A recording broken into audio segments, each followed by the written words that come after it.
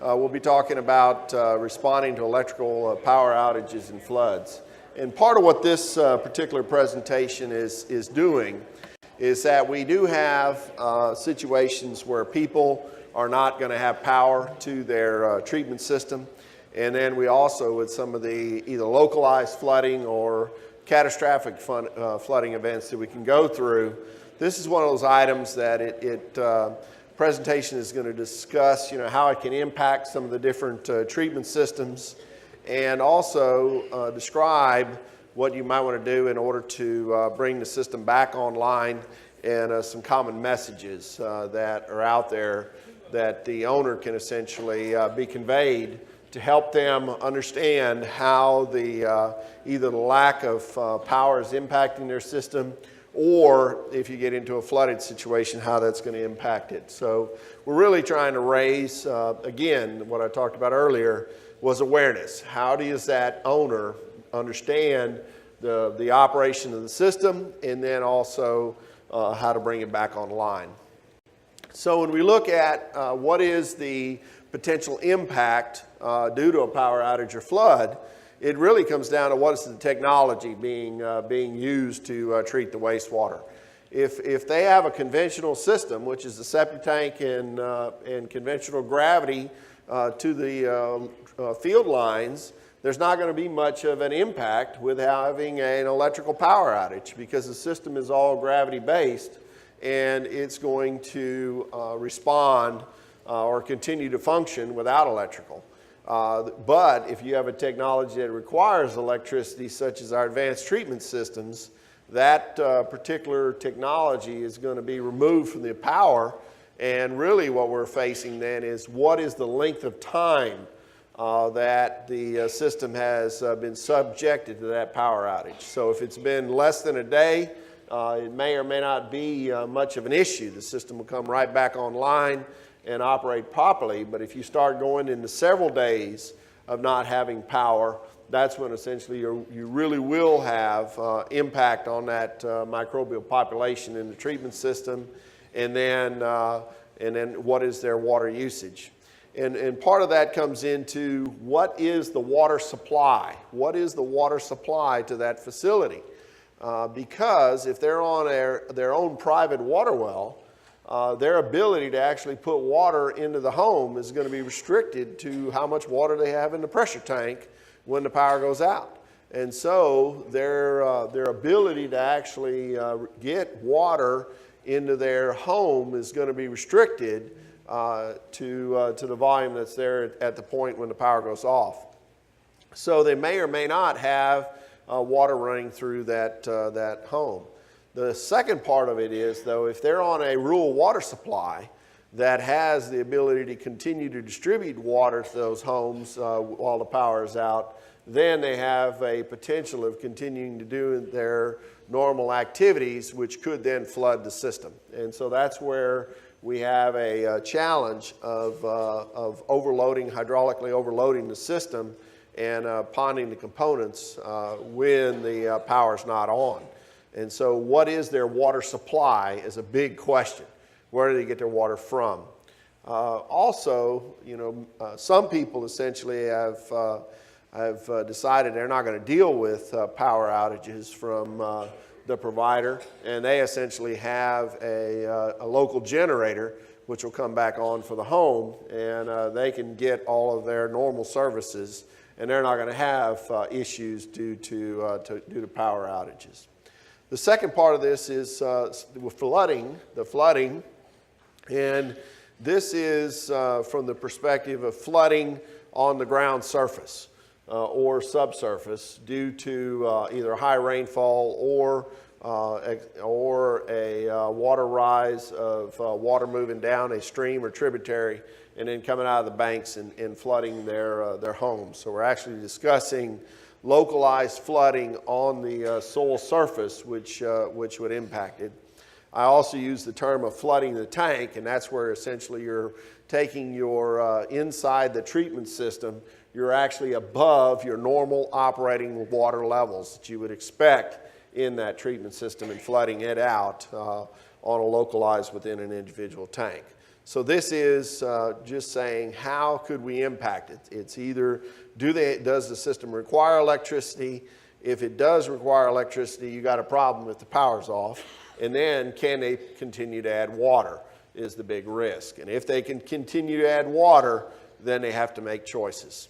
So the technologies that we look at, septic tanks, again, they're not going to be impacted by an electrical power outage because it's a gravity system. It's going to essentially continue to separate the water from gravity. From a flooding perspective, it really comes down to a water tightness issue. Aerobic units, they require electricity. If you're not putting electrical energy into those pumps or aeration systems, you're going to lose the dissolved oxygen, and your microbial population is not going to be in a good status. Recirculating media filters, there where you got to pump the water in order to drop it through a media, the pump goes out, you're not functioning. And flow equalization or surge tanks, you're essentially collecting the water. Pressurized distributions such as drip, low pressure dosing, and spray, all of those are going to require electricity in order to distribute water. So if the water does move through the system, it's going to collect in the dosing tank or pump tank. So really it comes down to the impact is directly related to what are the components that need electricity in order to function properly. And in the aerobic system, it's mainly your air supply pump, and then it would be the dosing pump tank where you're distributing the water out through the spray heads. So those are your main issues when it comes down to the treatment components. General site conditions, when you have an area that is subjected to a localized saturation issue, you got to say what happened to the treatment system. This particular one, we've got a couple pictures where we've seen settling. And settling can occur whenever you've either new construction or where you have the soil is not stabilized. And if you pond the soil, it is going to essentially settle many times if it's not fully compacted. And so at that point in time, where did the soil go? And so if it just was a compaction issue, that it either compacted by settling of the soil itself, or that it essentially, if they used a clean, washed rock as a stable base under the tank, and you backfill with sand, you can essentially wash the sand in underneath the tank, which now you got to refill it. And so from that perspective, it may result in settling around the system that then you just need to refill. If the soil essentially went into the tank or into the components because they're not sealed properly, then you got an issue that you've got to, one, get that soil out of the tank, which you got to find a pumper or some way in order to get that mud out of the bottom of the tank. And then secondly, you have to secure and make sure that things are watertight to not go into it. Ponding, this is a huge issue that we have in the industry, is water tightness of construction. When we are looking at water tightness, we want that system to only accept water through the piping that's coming in to the beginning, and we want the water to leave through the designated exit point. But from the standpoint of our installations, you know, how many times did I say settling in the presentation? The issue we have to deal with is that as these installation, as was discussed previously here, the level solid base underneath the tank and how that's fabricated defines whether or not that tank is going to shift or whether it's going to settle a little bit vertically. Because if it shifts and it starts tilting, then essentially where the pipes went through the side of the tank will either remain watertight, or they're going to open a gap where they can let water in. And so installation is incredibly important. When he was talking about having a transit and make sure that you put a level hole, you also want a uniform base across the tank. You don't want a excavation of 2 inches of sand on one end and 6 inches on the other, or 2 inches on one side and 6 on the other, because when that tank settles, it's either going to dip one direction or it's going to tilt to the side. So you need a uniform base underneath that tank as far as your excavation in the native soil. And then when you put down your base material, that needs to be a uniform base underneath the tank, so when it does settle, it drops straight down a little bit. Too much is a problem, because if you then have your inlet piping or your exit piping on a firm base, you'll snap the pipes on the entry or exit points of the tank as it settles down. So water tightness is incredibly important, because should flood water enter a treatment system? No. That system should not let flood water into the tanks. You should have the ability essentially to prevent the water from getting into it. Now, depends on the level of flooding, because somehow if you have an aerobic unit, air has to get out of the tank. So if air has to get out of the tank, that means it can't be 100% sealed. So if the ponding level does come up to where your air is exiting the tank, then it can essentially go into those defined points where we're saying that the air should be able to get out. If the air can get out, water can get into it. So we are concerned, and sealing risers on tanks, sealing entry and entry points, entry and exit points are all important. And part of what we're worried about is that does rainfall then flush untreated water through the treatment system? How many of you like driving around the neighborhood and watching all the spray heads go off when it rains? You know, my wife gets mad at me when I point out this interesting observation on important facts, but that is pretty neat as you're driving around and you watch all the spray heads go off. Why are all those spray heads running when it's raining? Because it's not watertight, and so water tightness is a huge issue that we have in this industry that has to be addressed. And it's essentially it comes down to 3 points that I see as huge issues. One is water tightness. 2 is organic loading rate. We don't understand high strength waste. We don't understand the second Q. And then the third is electrical. The discussion we had previously about who's qualified to do what electrical work, we need to figure that out, because it is that is one of the serious issues. And my response to you is do what you're qualified to do. If you need to hire an electrician to do your electrical work, get an electrician. The homeowner is the one that's paying a contractor. They don't just have to pay you to do everything. Get an electrician if you need an electrician to do it. So from that perspective, from that point, those are our 3 issues. And that's why infiltration is one that we have to address. And it starts with construction.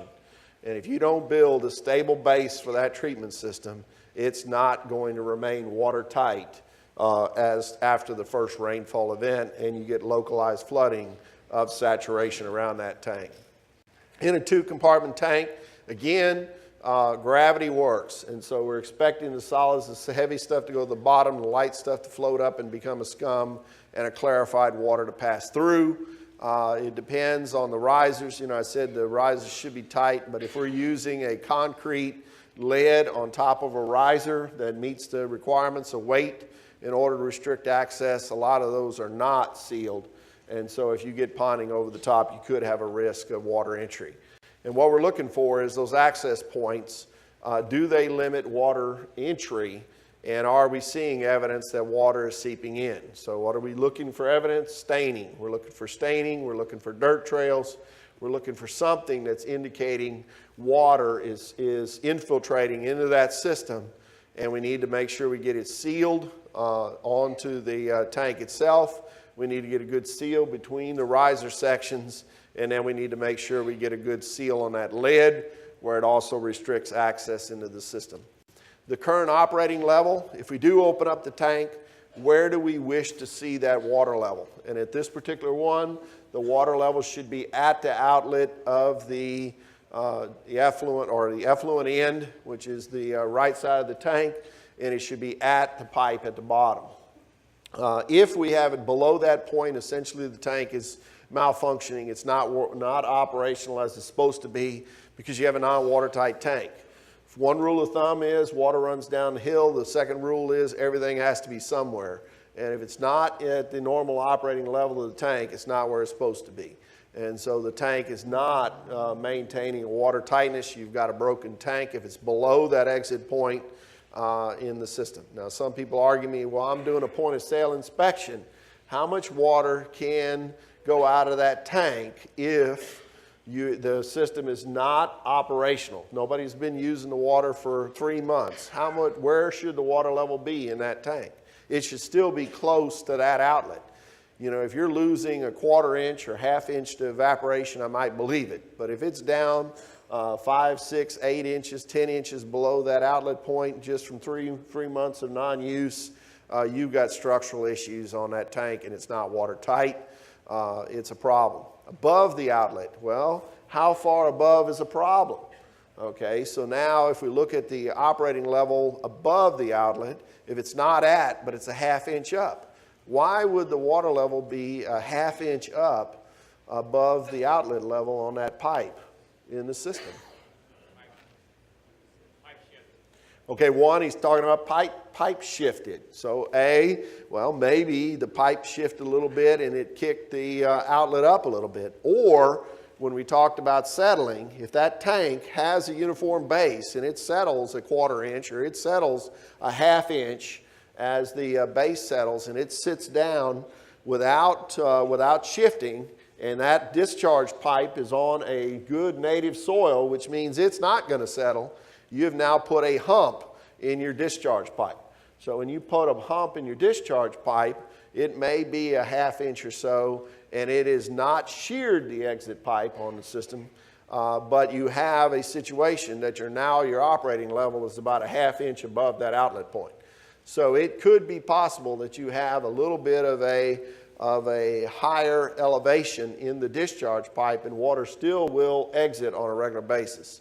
If it's way above in a conventional septic tank and drain field, where our top picture shows that you've got water all the way up in the system that's above the tank level, you got serious issues. Okay, and so from that perspective, you have a flooded system on the inside. And so now we got to kind of figure out what does that mean. One, I would essentially, if it is a flooded condition, and we'll touch on this a little bit later again, you can pump it down to the normal operating level.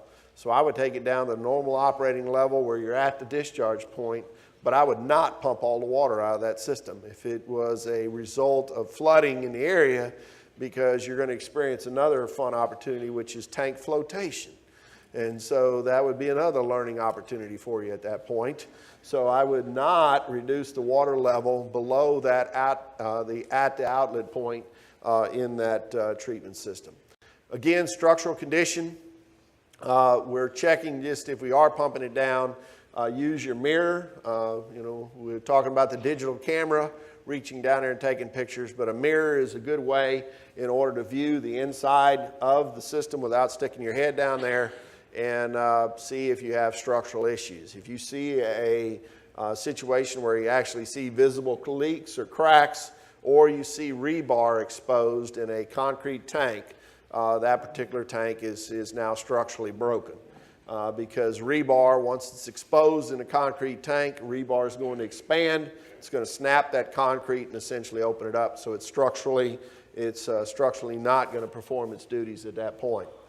Flow equalization tanks. What do flow equalization tanks do for us? They collect the water coming through the trash tank from the home, and then they time dose it to the treatment system downstream. So in a situation where you lose power, the water essentially is going to pond in the septic tank or trash tank and the flow equalization tank and not flood out the components after that. So unless you have an overflow pipe. There are some that have overflow pipes from the flow equalization in order to allow water to continue to move downhill. But in this scenario, that flow equalization tank will fill up and potentially back up into the septic tank and then back up into the home, depending on the amount of water that they use when we don't have power provided.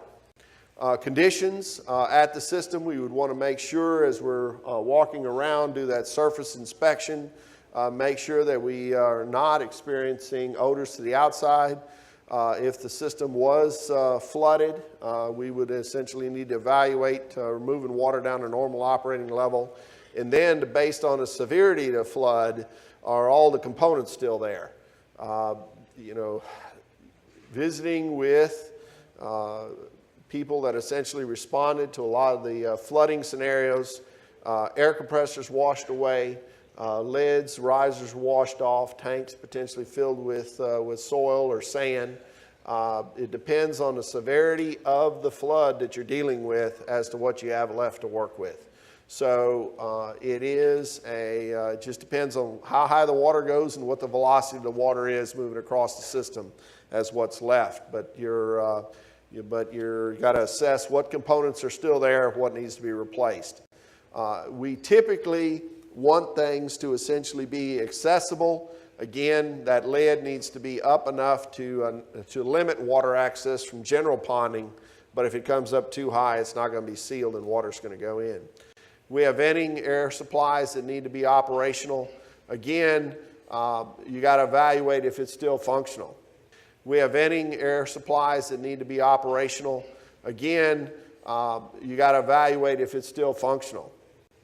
We have electrical motors that are in these parts. If you flood the motors and flood the components, pretty much you have an issue that you're going to have to replace them, because a lot of these components do not do well with flooding scenarios. Especially if the water came up and they were operating at the time that the water level came up, you pretty much put water inside of them, and they're going to need to replace those air compressors in the operation. Some of the aerators that are inside the tank, they're essentially a sealed motor, totally enclosed motor, which can be flooded, and it also has a trip on the breaker, which is supposed to, with the reset, that essentially should remove power in a flooded scenario. So if it's actually an aerator inside the tank, it's a possibility that if you take it, clean it out, clean it up, put it back in, and put it back on electrical supply, it can operate.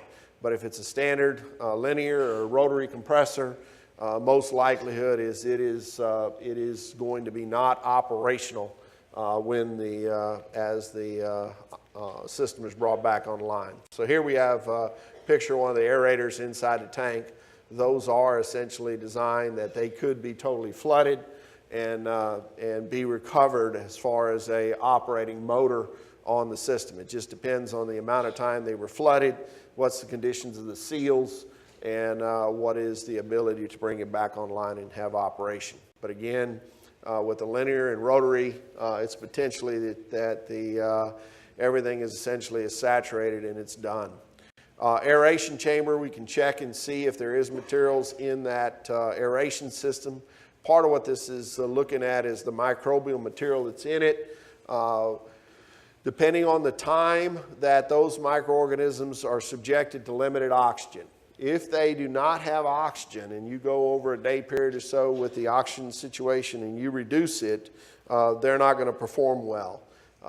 They're going to essentially move into an anaerobic state or move into a state where they're not going to be living. They'll essentially, the larger microbes that we're after essentially do not like low oxygen levels.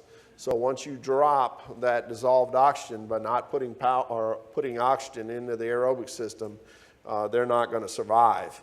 So essentially you're looking at how long is it going to take for those microorganisms to regrow. Essentially, they are very resilient. They'll come back fairly quickly once aeration or oxygen is put back in. And so you can be operational at some level within a day, maybe a couple days for the higher life forms as they come back online.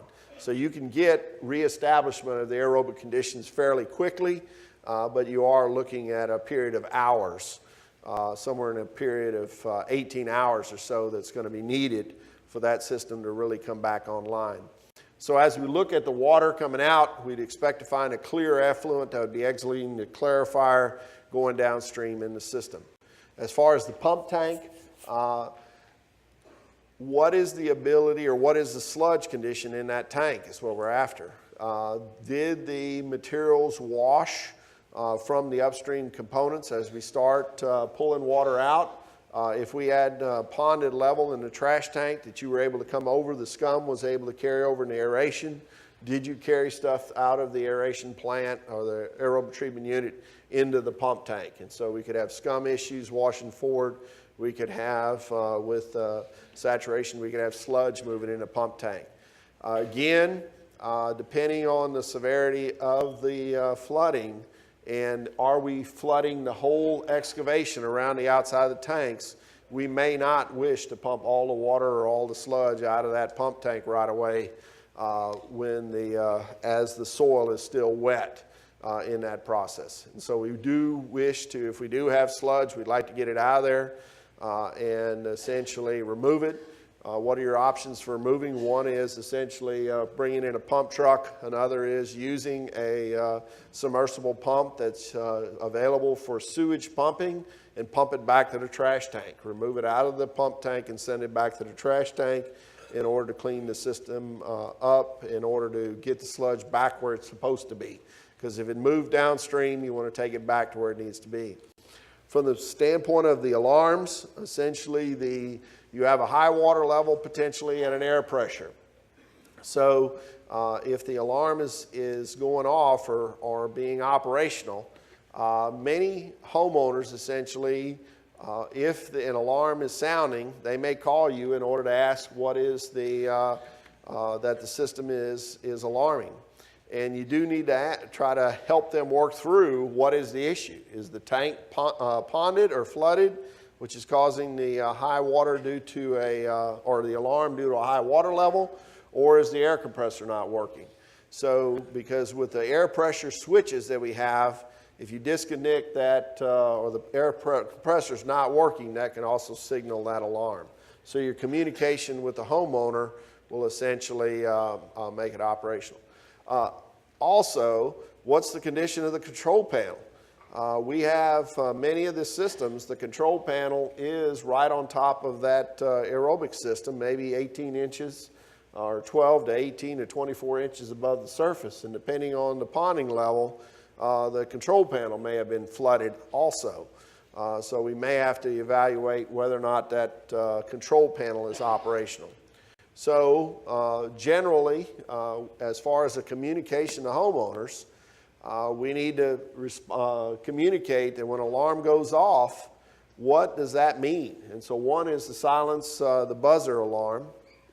Many homeowners do appreciate the ability to silence the buzzer to stop the noise that's occurring. The light should stay illuminated so that they can know that the alarm condition still exists.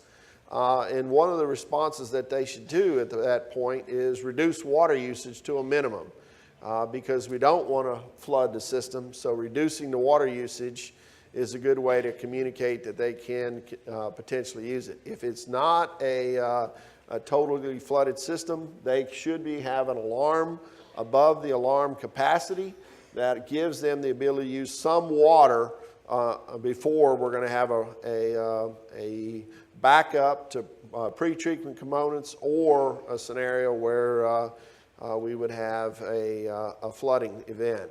So the homeowner needs to understand what is that response or how they should respond when the alarm occurs.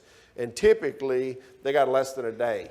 Under general activities, minimal water use activities, they have less than a day's storage once the alarm goes off until they're going to be experiencing a high water condition in the components themselves. Within that, again, that conventional system, as we move into soil, unless the water is entering that conventional system through inspection ports or the septic tank itself, should a conventional drain field have trouble in a flooding scenario? No, minimal. If the soil itself is, unless you really get saturation all the way from the top to the bottom, that drain field may or may not be really impacted by a flooding scenario. If you're in a floodway where you have active flowing water, you could have erosion issues. But the soil itself takes a little bit of time for the rainwater to percolate down through it. So unless you have some way for the water to rapidly get into that drain field, it may or may not be a problem. We don't know that for sure, but we need to investigate. And how would you investigate? Well, if you don't have an inspection port, you really don't know. So it's going to be looking at the tank itself and figuring out whether water can leave the tank and go to the field. But whether or not the field actually floods will be related to how long water was over the top of that field. Okay, if you have extended number of days, then you have time for water to percolate down through the soil and actually saturate that field in the system. ET bids, that's a problem.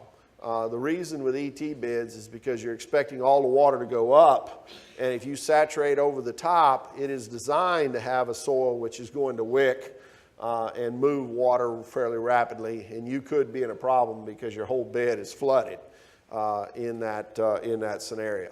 So pressure distribution systems, again, it's going to be directly impacted by what is the water moving down from the top down. If you have, like I'm showing the cleanouts there on a picture, if you actually have cleanouts and then you have the cleanout boxes or valve boxes around those turn-ups in the system, you're going to flood the field, because that's going to provide the conduit right down to the gravel or the chambers or whatever you have down in there, or the synthetic media that's down, and that field is going to flood. Because it has a direct conduit from that surface down to those trenches. So what are we dealing with then? We got to see, do you have flooding in the piping? Do you have flooding in the trenches? Do you have the ability to get that water out of that system from an operational view? So we may have to flush the piping network. We may have to pump it out. Drip systems. The drip system does not have a porous media that accepts the water from the drip emitters. They're going directly into soil. So a drip system and actually the spray system can recover fairly quickly as soon as the soil starts re-aerating and drying out. So it's just a question of how many days is it going to take for that soil in the spray field or drip field to dry and become aerobic again in the process. And this is one of the things that as we deal with flooding scenarios or major tragedies, events such as a hurricane or some other major event that moves through, it's one of those things that you got to realize is that in many situations, people that are on on-site systems can be operational and back in their homes before people that are essentially on public sewers. Because how long does it take for them to renovate that centralized sewer and get it operating again on that sewer plant and get all those lift stations running? So people that essentially are on on-site systems or OSSFs have the ability to have their home functioning again faster than many of the people that live on centralized sewer. And so let's just back up a second. Does that mean the people that are on centralized sewer can be in their home using water? Yes. Wastewater can be going down the pipe, but is it really being treated or is it being bypassed to the river?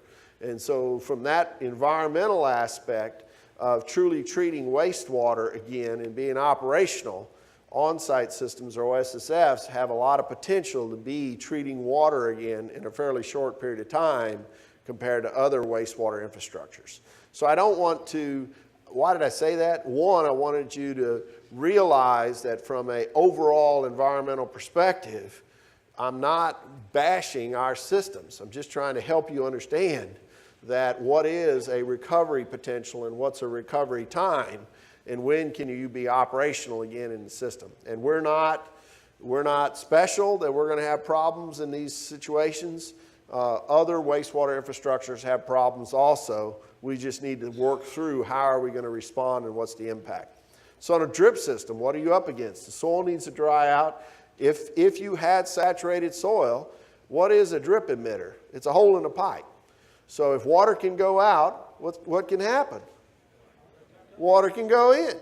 So from that perspective, you're going to have, in a saturated soil scenario, you need to realize that you could have had some migration of material into the tubing. So what do you need to do?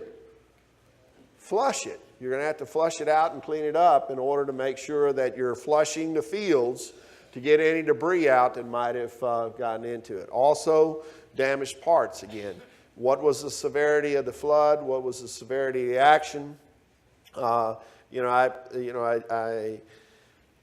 of the comments that one of the guys made to me when the disaster happened down with the hurricane coming in across Galveston, some of the people that were back and operational soon was some of the ones that had aerobic drips out there, because they could renovate the aerobic system. The drip field actually survived, and they were back and operational in a fairly short period of time.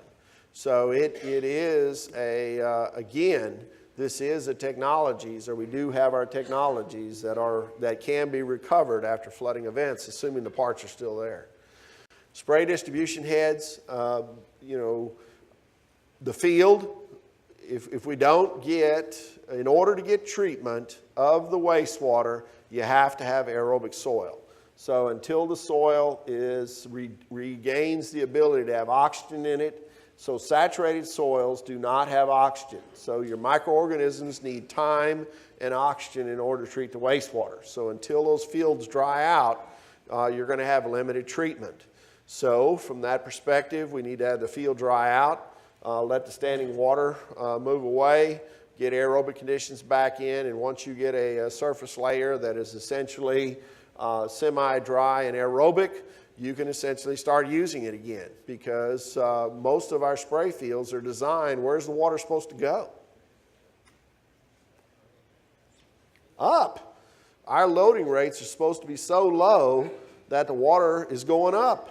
So if the field essentially has dried out enough that you have a surface soil that essentially is not saturated and it has aerobic conditions, then that field is back operational again. Because you're assuming essentially that you have normal evaporation conditions, airflow and things, and so that field is going to recover fairly quickly. We just need to get standing water off of it, get it back to aerobic conditions, make sure the heads are operational and they're not broken or washed away, so fix that damage that might have occurred and bring the system back online. Again, pumping. When you're pumping with saturated soil conditions, you need to be very careful because concrete does float, okay? And we do not wish to remove the water level in these components when that soil is saturated to below normal water operating levels, because the normal operating level is supposed to be sufficient that the tank should not pop out of the ground, okay? And if you remove the water from these tanks when you have saturated conditions around the outside, your tank can be on top of the ground in that scenario. And it's not a positive day at that point, okay, in the system. And so from the perspective of the deal, you got to be aware of what is that wetness around the outside. And you go, but Bruce, it's a clay soil, it's not going to be wet. Well, when you excavate that hole to put that tank in, it is an area that does not have the same density or same compaction as the soil around it, and that will create a bowl that essentially allows water to collect, and it will pop the tank out of the ground. The aeration system, we do need back pressure on it in that process to make sure that the stroke and the operation of the compressor is all right. Additionally, with the treatment system, the wastewater that's there, we don't have to have a starter population. Once you provide the food and the air, the microorganisms will operate. As far as homeowners, during a power outage, the main thing they need to realize is if they are on a system that has electrical components, then they need to minimize water usage. So they need to realize that from a operating side, many times you only have 80 to 100 gallons of storage before you're going to start getting above normal operating levels. And then if you start filling head spaces in tanks, you may be in a point where you have maybe another 150, maybe 200 and something gallons before you pond the whole system up. And then where's the wastewater going to go?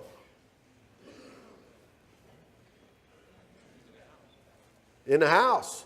Because if the water cannot leave the system, then the next point is it's going to be in the house. Okay, and so that's where we need to be careful that homeowners understand that that when the plumbing starts draining slow on the first floor, don't use the plumbing on the second floor.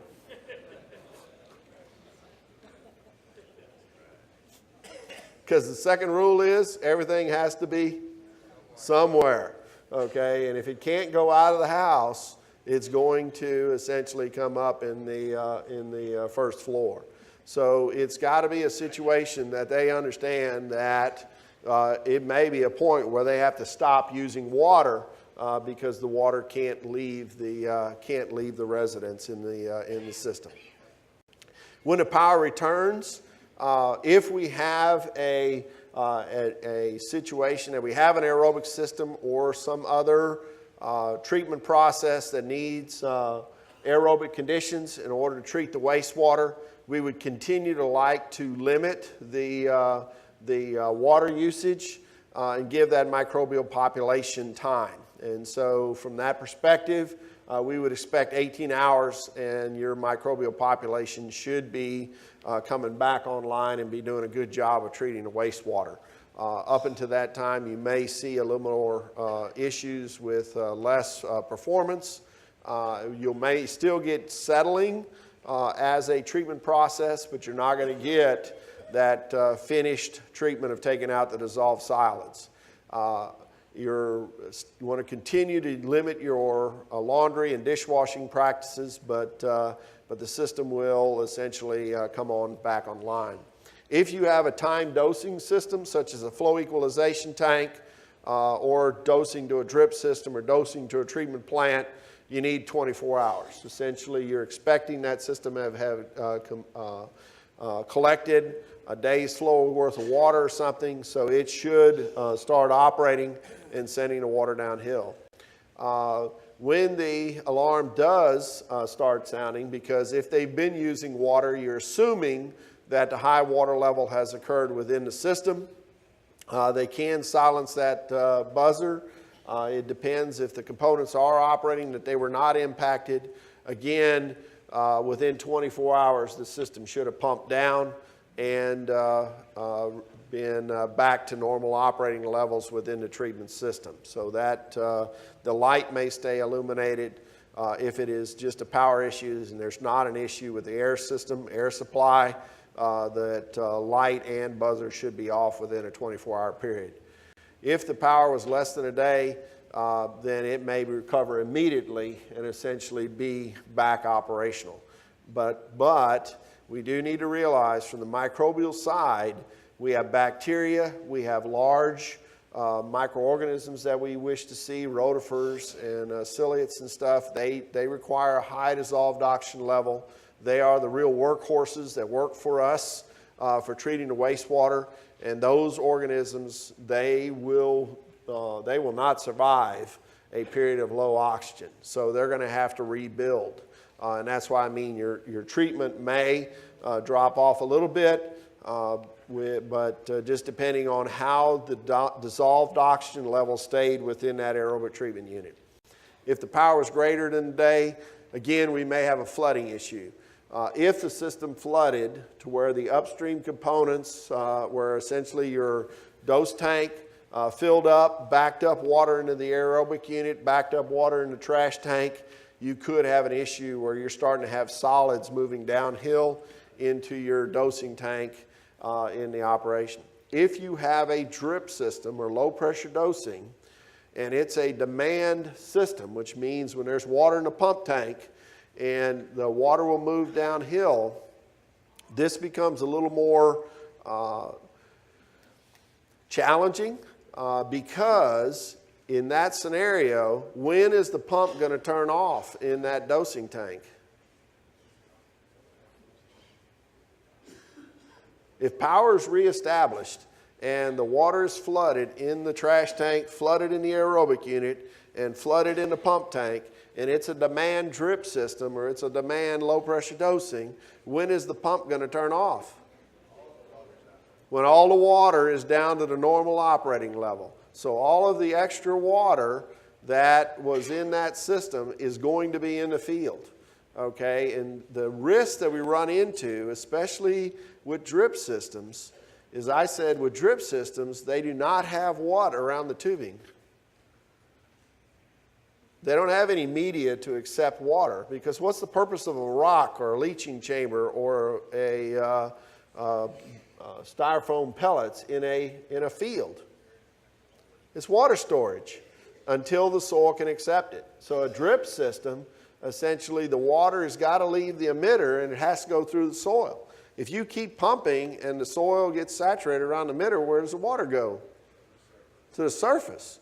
Okay, and that becomes a challenge for a drip system, because we call that a chimney effect. You essentially create a chimney where the water can come to the surface, and it's very difficult to get that soil to reestablish around that drip emitter to keep the water then below the surface of the ground.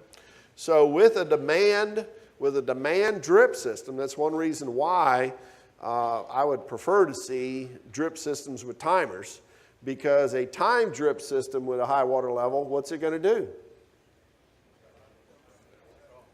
It's going to turn on and off based on what the timer says. So it's going to recover easier from a flooded condition or a power outage than a demand drip would in that system. And so that's why we like timed drip systems, because they essentially have less risk and less homeowner involvement. And so if it's a demand drip, what do you got to try to get the homeowner to do?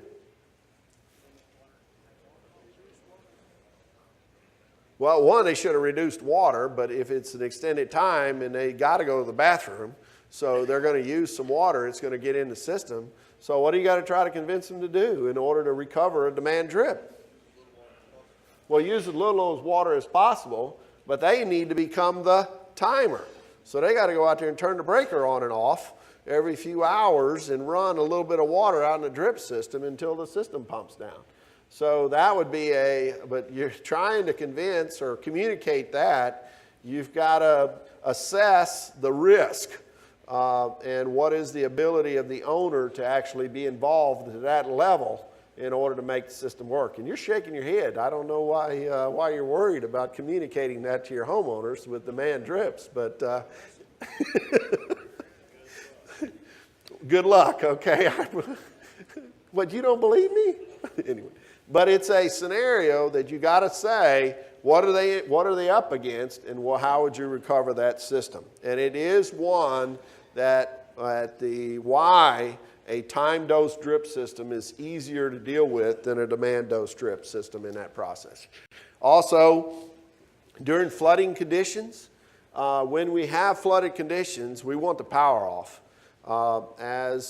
Because we do wish to shut down the electrical flow. Is it possible for them to end up with flooding in the field and not lose power? Yes. Depends on where the flooding came from in the situation. If they're downstream, there's a lot of downstream people that have learned that they're in water or in floodways due to high flooding scenarios or high rainfall uphill. So we do have to look, we want to turn the power off. That way we're not having electrical components running when they're flooded and having electricity they would essentially in it. If it is underwater, if the system is underwater, we want them to stop using water in the home. We do want them to look at the risk of water coming back into the building. It just depends on how high the water level is and what is the potential for water movement into the system. But it is a relative scenario. Where is the treatment system and how's it going to get back? And again, good watertight construction should not result in flooding. And it just depends on how does the system breathe, how does it allow air to get in and out. And if it is designed to have air exiting, you do have that way for water to get inside during flooding.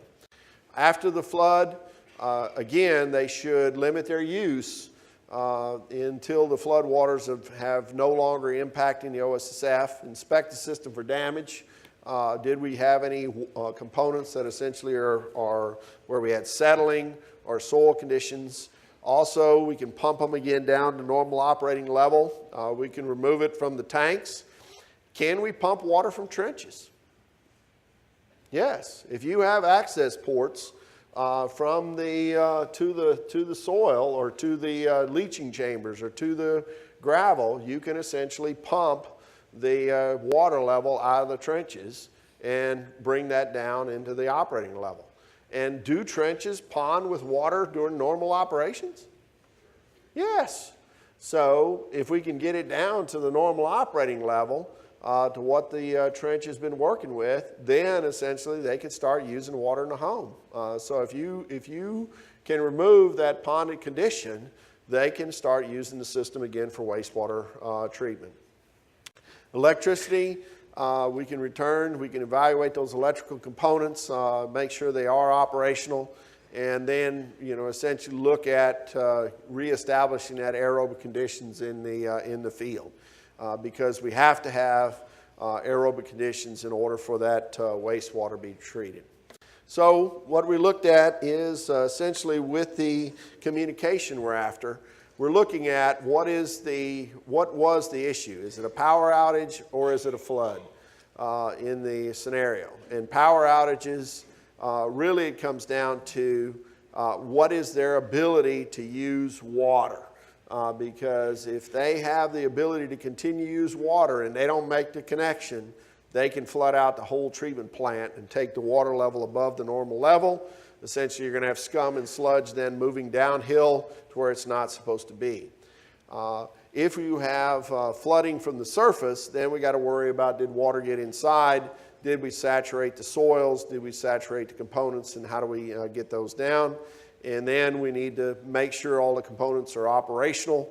Electrical ones that are flooded or probably need to be replaced. As far as aerators or air pumps that are above the surface, make sure electrical panels work properly.